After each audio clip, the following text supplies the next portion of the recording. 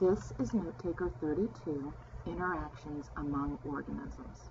On this note taker, we're going to continue to explore interactions among living things.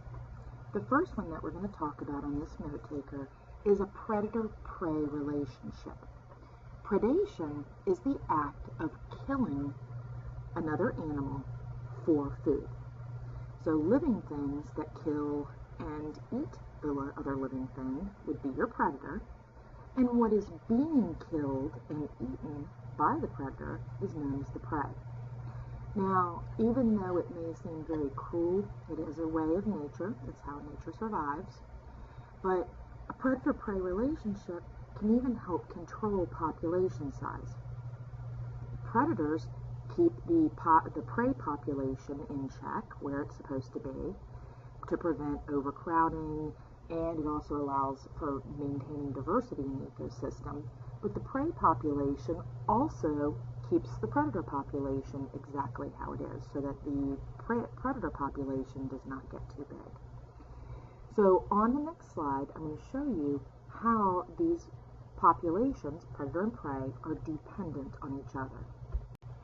This is a predator-prey graph. Now on this graph, I put a rabbit and a fox. The rabbit is the solid blue line, the fox is the dashed line. I could put any predator-prey on this map. I could have a fish at the top with a dolphin at the bottom as its predator. I could put a zebra where the rabbit is and have a lion where the fox is. So this graph would be able to represent any predator-prey relationship. Now there are a couple of things I want you to notice about this graph. First, it is a series of mountains and valleys where the lines go up and then back down, back up and back down. And you'll notice it occurs with both the predator and the prey line. You'll also notice that the predator line is always lower than the prey line. So when you look at fox, even when they're at their most, they're still less, way less than when the rabbits are at their most. Because it does have to eat, or fox does have to eat more than one rabbit, so there needs to be lots of rabbits per fox in an ecosystem.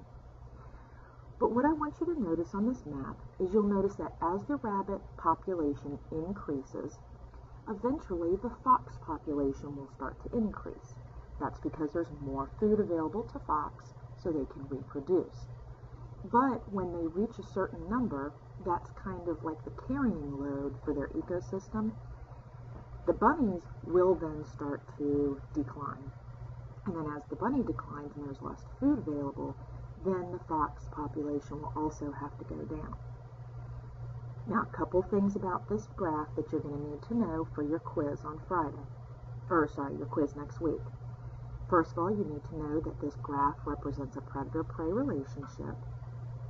You need to be able to pick out which animal is the predator and which one's the prey. And you'll need to know that these two populations are dependent on one another. That means whatever happens to the fox will affect the rabbit. Whatever happens to the rabbit will affect the fox. The next interaction we're going to talk about are partnerships. So symbiosis is a partnership between two living things that are different species. So you're not going to have a symbiosis between a human and a human because we're the same species. However, I will use a picture on the slides to show you how these relationships are, whether it's good and good, good and neutral, or good and bad. So the three types of symbiosis we're going to be talking about are mutualism, commensalism, and parasitism. Here in this picture, this is a water buffalo, and on his head is a bird that's called an oxpecker. And the oxpecker eats parasites off of the water buffalo. So both of these guys are benefiting. The bird is getting dinner, and the water buffalo is getting cleaned free of parasites. That was an example of our first relationship. Mutualism is a partnership between two different species in which both species benefit. That means they get something good out of the deal. So if you look in this picture, I represent it by two people giving the other food, so both of them is giving something good to the other one. So examples to write down in your notes are ants and aphids and lichens. And I'm going to show you some pictures of these on the next slides. On this slide and the next slide, I've got 6 pictures that show you examples of mutualism in nature. The first top left picture is representing the ants and aphids. The aphids are the tiny green bugs you see more in the foreground of the picture. Aphids are little insects that feed off of the sap of plants, and when they excrete, the little droplet of liquid that comes out of them is very sweet tasting. And ants love this. It's almost like dessert for the ants. So the ants will actually climb up the stalks of plants, gather these aphids in groups, put them on their back, and take them home with them. Then, once they get them back to the ant hill, they have a special little area that they put these aphids in. They take care of them, they bring them food source, all in exchange so that they can drink the little tiny droplet of sweet nectar that comes out of the aphids. So each partner is benefiting. The aphids get a nice safe home, the ants get a little bit of dessert. The picture on the right represents lichens, which we've already talked about this year. They're a mixture of a fungus and an algae. One provides water and nutrients for the other. The other, in turn, makes a food source that it shares with the first. So both of them are giving something good to the other. On the bottom, you'll see a clownfish and a sea anemone. The sea anemone gets dinner because the clownfish will attract other fish down to it. The clownfish, in turn, gets a nice, safe place to live. In the top left corner, we have a goby, which is the fish, and then we have these little shrimp. The shrimp are actually blind, but they're fabulous builders. So these shrimp build these little burrows in the sand. You can see the gobies in front of the little hole. Now the goby is not a great builder, but needs a safe place to live. So the goby is kind of the watchdog for the shrimp. Since the shrimp are blind and can't see, the goby stands guard. It will then warn the shrimp when danger is near. It will herd the shrimp back into the burrow, and then the goby will back into the burrow.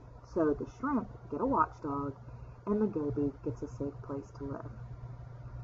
In the right picture, a bee and a flower. We don't even have to have the same kingdom. It can actually be a plant and an animal. Your bee delivers pollen to the flowers so that they can reproduce, and then in turn your flower gives the bee nectar that it will then turn into honey. And in the bottom picture we have a moray, and we have a little fish in its mouth called the cleaner wrasse. The wrasse goes into the mouth of the moray eel and picks the little residual food out of its teeth, making it more comfortable for the moray. Now, the moray gets a clean mouth, the fish gets little dinner to eat. Because the moray, or the little fish, is helping the bigger one will not eat. The second relationship we're going to talk about is commensalism. Commensalism is a partnership in which one species benefits or gets something good. The other species, it doesn't benefit, it also doesn't get harmed. It's just neutral in the relationship. So examples to write down in your notes are the orchid and the tree, and osprey and smaller birds. Here are 3 examples of commensalism in nature. The top left picture is an osprey in its big giant nest. Osprey are birds of prey, but they only eat fish. So they nest over waterways or near waterways where they can then hunt for their dinner. However, little birds often are targets of other birds of prey like hawks and eagles. And these hawks and eagles will try to kill the smaller birds to eat them for dinner. So these smaller birds will actually build nests underneath the nest, this large nest that you see in the picture of the osprey. The little birds do not have to worry because the osprey only eats fish. So when another type of bird of prey, like a hawk, comes around trying to eat the little birds, the osprey is actually going to protect its babies in its nest and chase the hawk off, giving protection to the other little birds that live underneath. So the little birds get a safe place to live. They also sometimes get a free meal because the osprey are not the neatest eaters in the world, so sometimes little pieces of fish will drop down for the small birds.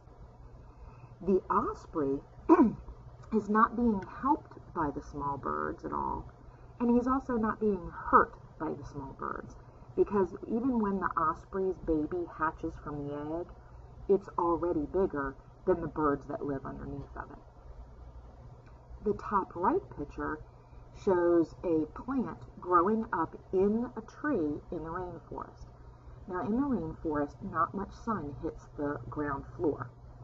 So a lot of plants have adapted by growing really high up in the branches of the trees. The orchid benefits because growing so high up in the tree, it's able to get the sunlight it needs to live. In turn, it doesn't hurt the tree to grow on it, but it also doesn't help the tree. The bottom picture is a shark and a remora. The remora is the little fish riding on the bottom of the shark. The remora gets a safe ride, a free ride, and sharks, again, aren't the neatest eaters, kind of like your osprey, so sometimes the remora will even be able to get a few little morsels of food. In turn, the shark doesn't benefit. He doesn't get anything good from the remora, but he also doesn't get anything bad from the remora, so the shark is neutral. The last symbiotic relationship is parasitism. Parasitism is when one species benefits, the other species is going to be harmed or killed in the relationship. So not good for the other one. Some examples are a mosquito and a human, or a dog and a flea. Here are some examples of parasitism.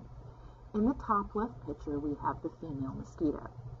The mosquito bites the human to suck blood so that she can nourish her eggs, so that she can then lay them to have baby mosquitoes. Now, when the mosquito pokes your arm to drink the blood, it does leave a nasty, itchy spot. So that's the least of your worries from the mosquito, is that it is going to give you an annoying, itchy spot, which is considered harm to you. So the mosquito is the parasite, and you're the host. Now, in worst case scenarios, that mosquito may also carry disease that could eventually kill you. So that would be a really bad scenario. The top right picture are fleas on dog. The fleas, again, bite the dog, feed off the blood meal, and they leave the dog with a nasty, itchy little spot that is very uncomfortable. So the flea is the parasite, and the dog is the host. Now, the bottom picture is kind of a worst-case scenario. This is a caterpillar, and on the caterpillar's back are eggs, except these are not the butterfly's eggs. These eggs were laid by a wasp. They will actually go down and sting a caterpillar to paralyze it, but it keeps the caterpillar alive. The wasp will then lay its eggs on the caterpillar. So the caterpillar can't move. And when these baby wasps hatch, the larva will have their first meal, the caterpillar. So in this one, the wasp is the parasite, it's going to benefit, and the caterpillar is definitely the host, and it's got the worst case scenario because the caterpillar will die in this scenario.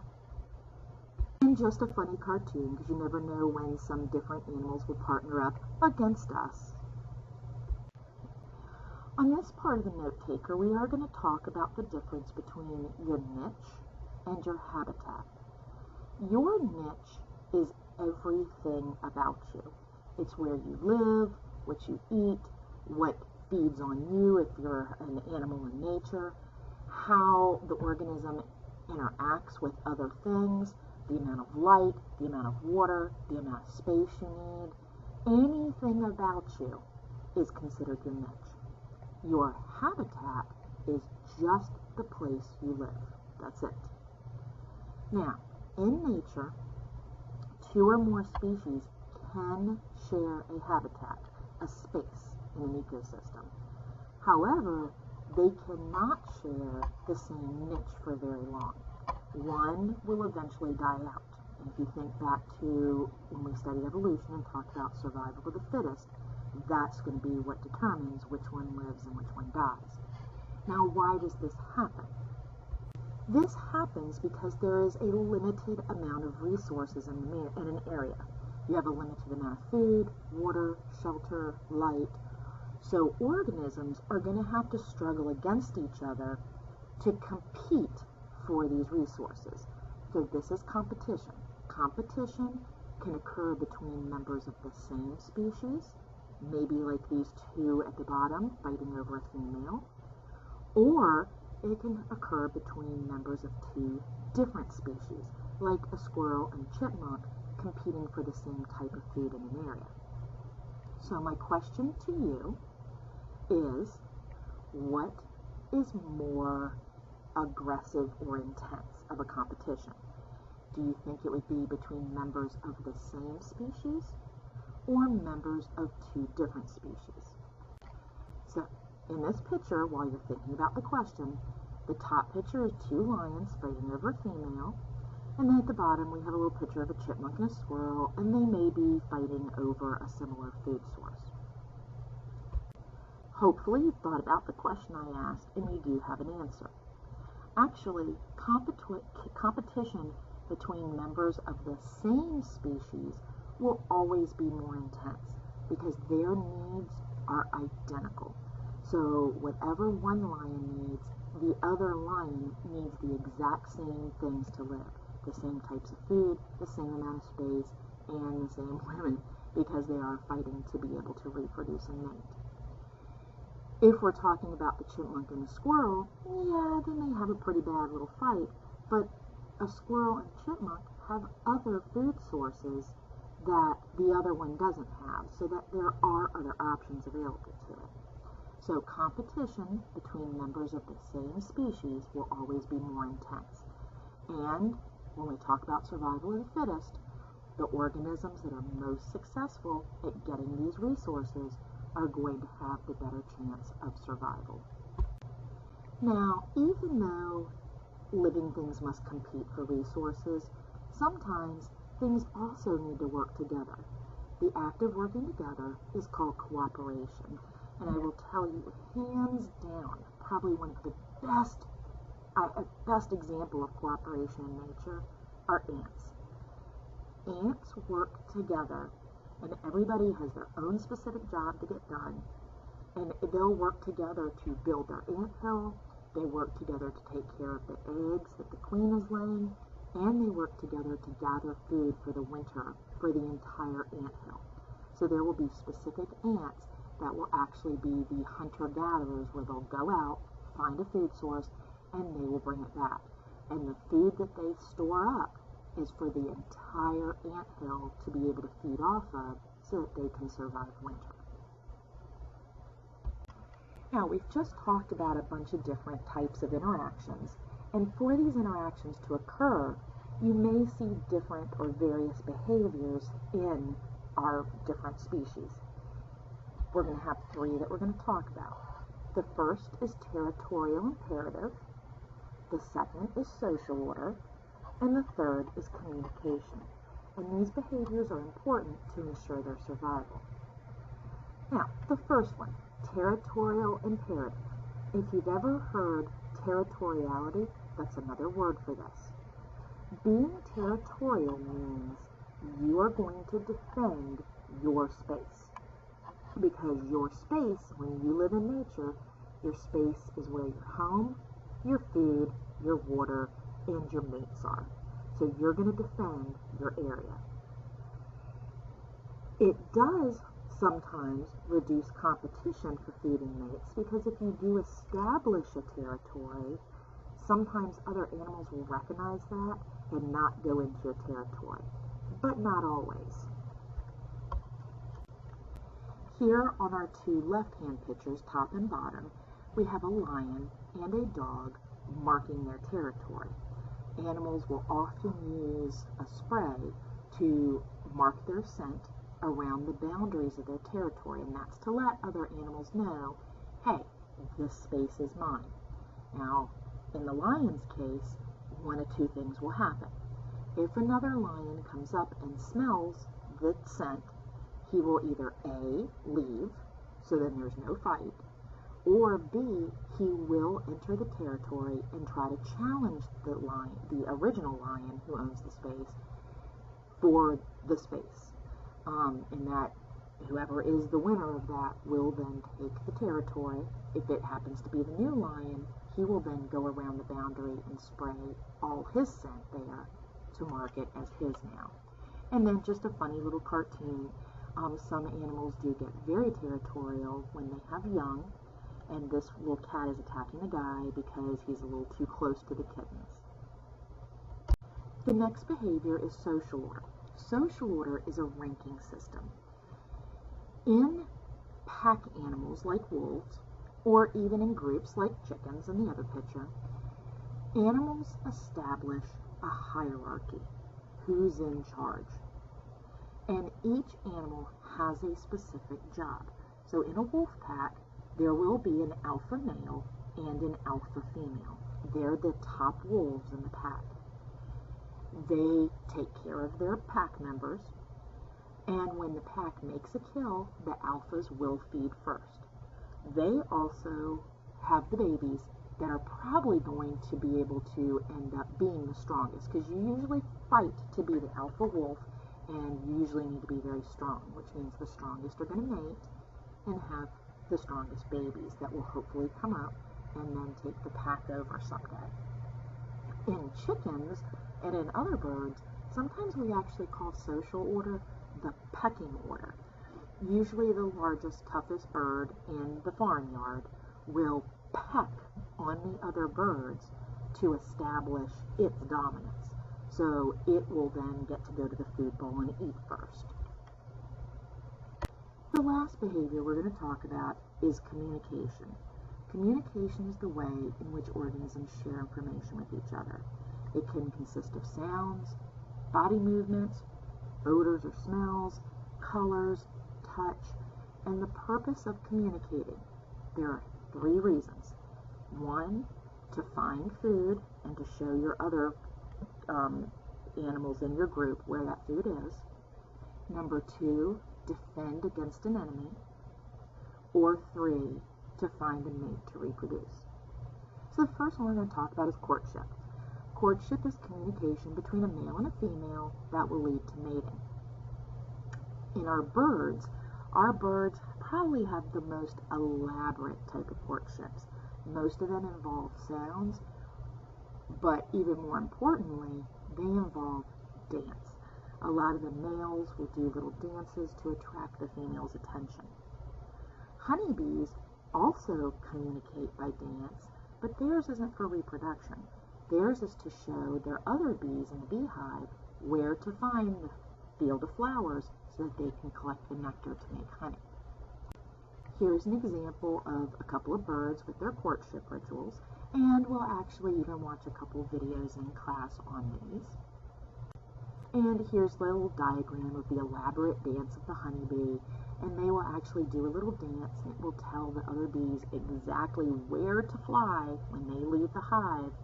And bees are great mathematicians because part of their dance has to do with where the sun is located in relation to their hive.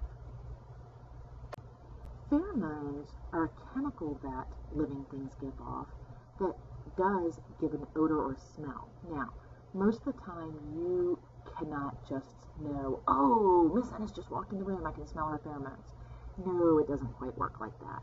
They're very subtle, and pheromones are going to be used to either A, attract mates, or they're going to be used to leave a trail to a food supply like ants do.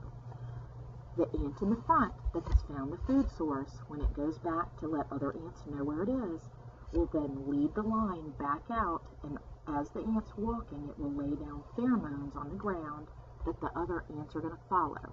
That's why you see ants walking a line. And sometimes these pheromones can also be used to warn of intruders, but most of the time it's either to leave a trail to food or to attract a mate. And the last type of communication I'm going to talk about is going to be language. Language is going to consist of sounds and symbols, doesn't always have to be words, and doesn't always have to be spoken. Please don't forget to complete the assessment following the video.